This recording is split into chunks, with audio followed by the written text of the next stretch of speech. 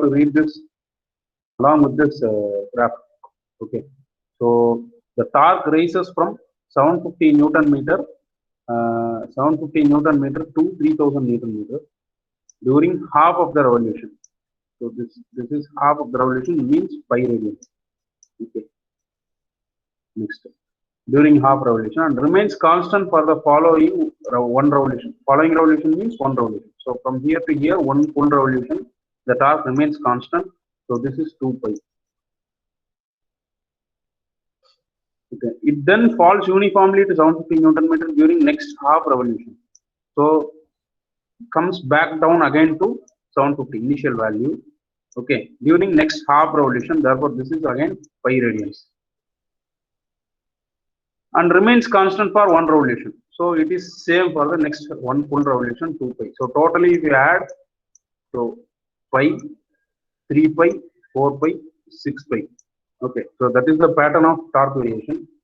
The cycle being repeated thereafter. So this 6 pi, each 3 revolutions it repeats itself in the same pattern. Determine the power required to drive the machine and percentage of fluctuation of speed if the driving torque applied to the shaft is constant and the mass of the flywheel is 500 kg, radius of gyration 600 mm. So that is your question. Given data. So 250 rpm converted to omega, 500 kg wheel, radius of gyration 0.6 meter. Everything else is to be taken from the graph. Okay.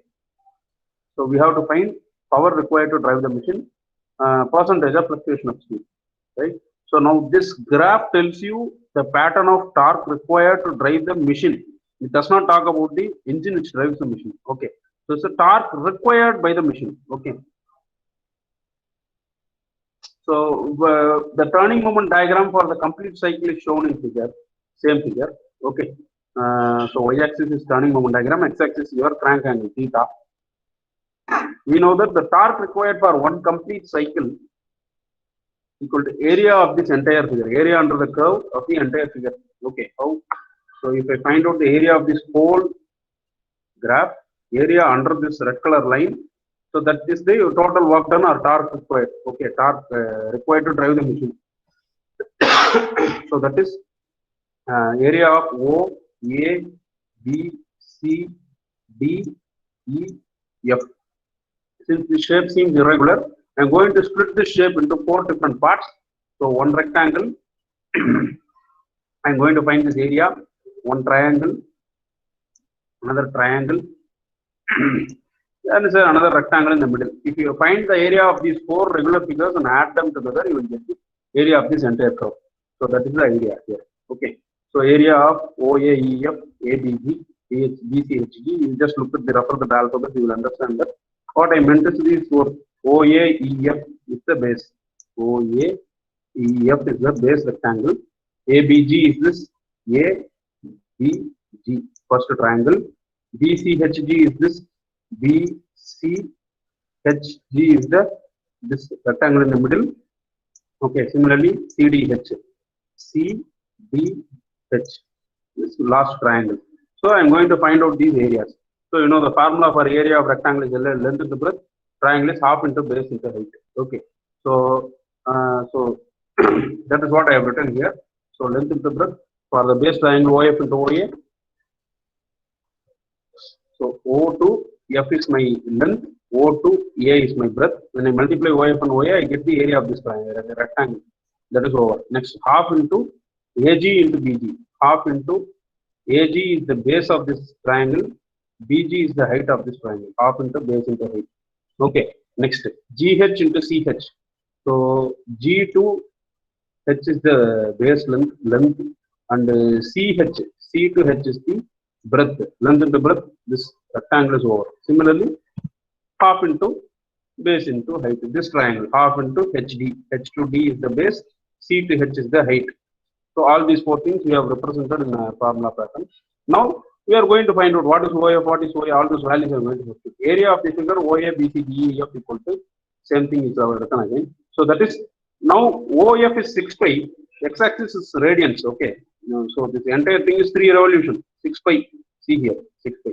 So OF, in place of OF, I am putting 6 pi, and in place of the height of the base triangle, base rectangle, it is 750. It is given here. So that 750 I am writing here. Okay. Similarly, next triangle, half into, this is half revolution, clearly mentioned in the question, right? Here upper the x-axis, pi. This diagram may not be given, then also you can, if this pi is not marked also, you can write the pi because it is given up to half a revolution, the torque increases to 3000. Okay, what is the height? This increase in torque starts from 750, goes up to 3000, correct? So therefore it is 3000 minus 750, the height of this rectangle triangle. So from 750 to 3000 is the height of this triangle, therefore 3000 minus 750. Next, this rectangle, the width is 2 pi, one full revolution. The torque remains constant for one revolution, one full revolution. This height, same height again, 3000 minus 750. Width is 2 pi. The last one is this triangle, half into, this is again half a revolution, the torque flow comes down. So this is pi. The height remains the same. Okay, half into pi into same height. So now you use these numbers and do the calculation. So the torque required for one complete cycle is, we solve all these numbers, you will get 11,250 pi Newton meter. So if you put it in a calculator, you will get some different answer, 11,250 into 3.14. So I didn't solve the pi, I kept it, I just taken pi as common outside and just have solved the numbers so that it can be cancelled somewhere. It is not required that you have to do it only in this way. You can multiply the pi also. You put it in a calculator, you will straight away get the some decimal answer. Okay, so 11,250 pi Newton meter, I am keeping it as equation 1. Now, mean torque in Newton meter. If mean torque in if P mean is mean torque in Newton meter, torque required for one complete cycle equal to mean torque into 6 pi. So torque required equal to mean torque into angle turned, theta. So here total angle turned is 3 full revolutions, therefore 3 pi. So that is 1 pi is 180 degree, half a revolution. 3 full revolutions means 6 pi. Therefore I can tell that this 11,250 pi equal to mean torque into 6 pi. So therefore from this relationship I can find out the value of mean torque. Okay, so 11,250 divided by 6, which is 1875 Newton meter, is the value of mean torque. Clear? Any doubts up to this? This formula you have already used in the previous problem. So torque required for one complete cycle equal to mean torque into angle turned. This 6 pi is nothing but theta. Okay, here theta is 6 pi. So that relationship I am using and I am equating it to the previous one.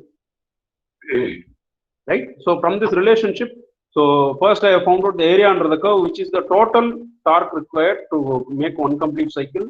This was geometrically, graphically found out, and it is equated to mean torque into 6 pi. So from this relationship I am finding out the mean torque value. You cannot find the mean torque value directly from the graph. So in the graph you can directly find out the entire area work done. From that I am equating it to mean torque into theta. Divide this thing by theta, you will get mean torque. Okay, so that is one portion. Next, first question, power required to drive the machine.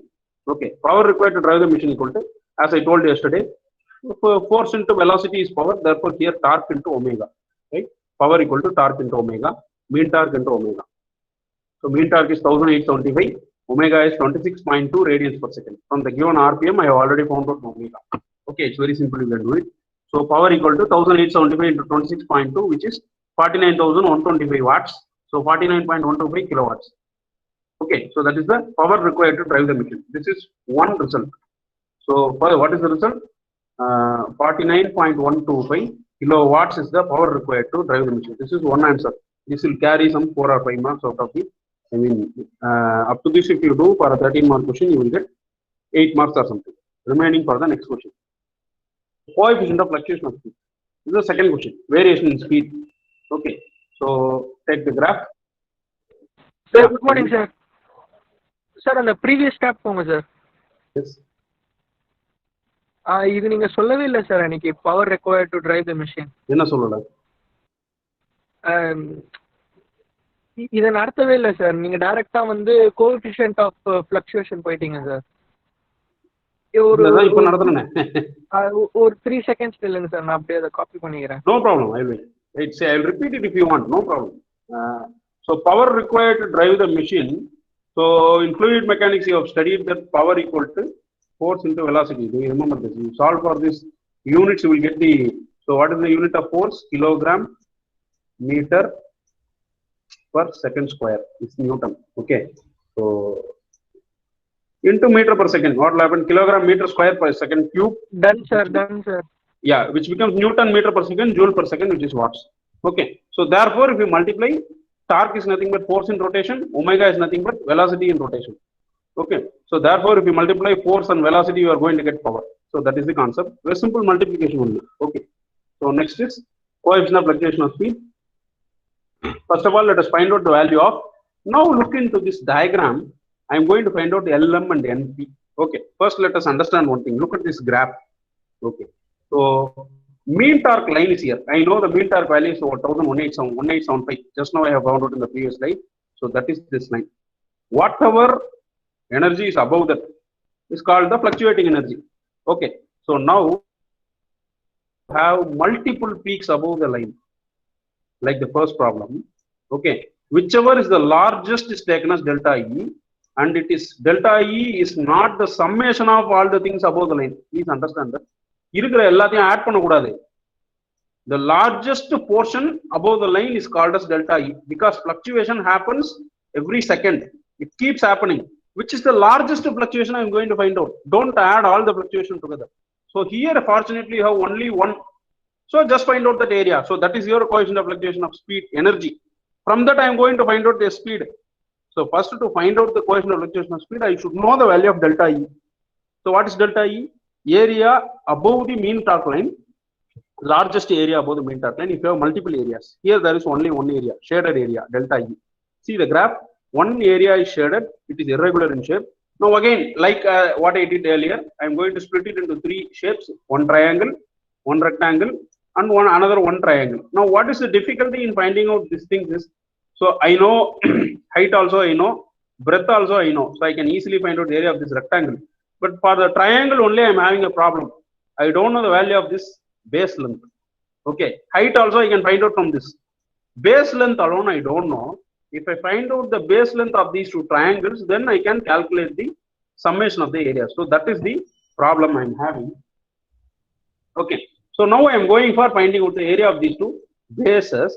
How it is done is, it is done using principle of similar triangles. Okay, so now I want to find out LM, that is base of the first triangle, and NP, base of the second triangle. With this, I can find out the area of this. Clear? So now I am moving on. So from similar triangles, first I am going to take the first triangle, this triangle. Let us first look into this triangle. So in this triangle, I am going to apply principle of similar triangles, LM by AG, which is LM. LM, this is what is required for me. LM by AG. I'll erase this, I will do it again. Now, what is this principle of similar triangle tells you? Ratio of these two lines is equal to ratio of BM by BG. BM by BG. So, if you are going to put a ratio between this and this, and a ratio between this and this, they should be equal. That is the principle of similar triangle. Since the small triangle BML is a subordinate triangle of the larger triangle, they are similar triangles. Okay. Now, this ratio should be equal. Using this relationship, I am going to find out the value of LM, base of this small triangle. Okay. Now, you look into this relationship and you think, except this, I should know all the other values. Then I can cross multiply and find out the value of this base length. Now, let us see whether we know everything. So, what is BM? First, let us look at the RHS, right hand side. BM, B to M. B to M is nothing but 3000 minus 1875. Mean torque line. Okay, that is I have put in numerator. Next, BG. So, B to G. This is 750. 3000 minus 750. Correct? So, now next. So, what is in the denominator of the left hand side? AG. A to G is pi radians. This is clearly mentioned in the question. That is also known. So, cross multiply that pi this side. Then you will get the value of LM. So, that is how I am finding out. Next. Okay, so I am solving these numbers. I am getting 0.5. LM by pi equal to 0.5. Therefore, LM equal to 0.5 pi. Half of the base. The base is pi. So, there it happens to be 0.5 pi. Okay. Half of the base width is there at the smaller triangle base. So, this length is nothing but 0.5 pi. That you have found out using similar triangle principles. So, you please make a note of this. How I compared the So this length is equal to 0.55. Okay, using that now I can do the half into base into height and find the area of this triangle. Okay, so that is the thing. Next thing is, and now I am going for the second triangle on the right hand end. Okay, there also I don't know the base length. So this triangle I am taking. Okay, there I am going to apply similar triangles. Okay, triangle CHD and CLP. This is your CHD, larger triangle, and CNB is the smaller triangle. Okay, there let us see what is the relationship. Same relationship you can do. NP by HD. What is NP? NP is the base length of the small triangle. HD is the base length of large triangle, equal to CN divided by CH. Same type of mirror image ratio I am doing here. Okay, so NP by pi equal to CL. Here also the width is pi as told in the question. Therefore 3000 minus 1875, 3000 minus 750. Here also you are getting the same answer because this shape is symmetrical. In this problem it happens so. Okay, here it is symmetrical, you are getting the same answer in this particular problem. Otherwise you will get different answer. Okay, so therefore NP is also equal to 0.55, which is NP, the base of this small triangle. Okay, now I can find out the area of the entire shaded portion. Area of one triangle plus one rectangle plus another triangle, you will get the area of this entire portion, which is maximum fluctuation of energy, delta E. Okay, so BM equal to CN equal to 1125, which is BMCN, height of this shaded portion, this height 1125. Okay, so since the area above the mean torque line represents maximum fluctuation of energy, the maximum fluctuation of energy delta E is the area of the shaded portion. That's what I told you earlier, right? Okay, equal to area of LBCP, area of LBM, two triangles and one rectangle. Okay, look at that LBCP, entire the trapezoidal shape you have. The entire thing I am going to find out, splitting it into three shapes. Same thing. So half into base into height plus length into breadth plus half into base into height. So all the values I already have here. So I am just putting the given data. What are all the data there I am representing. So now I am substituting all the values. Let us see. You ignore all the you ignore up to these. Don't read all these things. Just look into this, you will understand. Just look into this delta E line. Now I will explain you what is it, how it has come. So first I am taking this triangle. Okay, half into base length is 0.55. Just now you have found out using similar triangles. So this is 0.55 you have found out. That 0.55 I am writing here. This height is 3000 minus 1875, which is 1125 height. Okay, so this is over. Next come to this rectangle. Okay, so their length into breadth. This is 2 pi according to my question. Okay, 2 pi. So length is 2 pi and breadth is again one same breadth 1125. So now this is over. Now come to the third triangle. Half into base is 0.55. That you have calculated using similar triangles. Same height 1125. Okay, now I am going to solve all this in a calculator and I am going to find out it to be 8837 Newton meter. You solve for pi also, multiply 3.14. So it comes around 8837. So maximum fluctuation of energy is 8837. Okay, just keep it in mind. Now this is not the question. What is the question? Fluctuation of speed is the question. Okay, so now there is a formula for maximum fluctuation of energy, mk square omega square cs, where cs is your fluctuation of speed. That is what the question is asking you to find out. So now using this relationship, keeping this only one thing as unknown quantity, I am substituting all the other values and finding out cs. That is the general idea. Okay, so here you know the value of delta E, just now you have found out as 8837. So mass of the flywheel is 500 kg, omega radius of gyration is 0.6, omega is 26.2 radians per second. Put everything into the above equation. Delta E 8837. So mass of the flywheel 500 kilogram, omega K is 0.6 square, omega is 26.2 radians per second square, cs is unknown. Now in this you can directly solve for finding out the value of cs. So 8837 equal to 1 lakh. You solve these numbers, you will get 1,23,559 equal to cs into cs. cs is equal to 0.071, which is 7.1% in fluctuation of speed. Okay, so 0.071 is cs, which is, if you convert into percentage, it comes around 7.1%. Okay, so that is the end of the problem. So what are all the things? Two questions are answered. Power required to drive the machine 49.125 kilowatts. Similarly, percentage of fluctuation of speed 7.1%. So that is the end of your problem. So this is taken from your example 16.6 in Kurmi textbook, right? So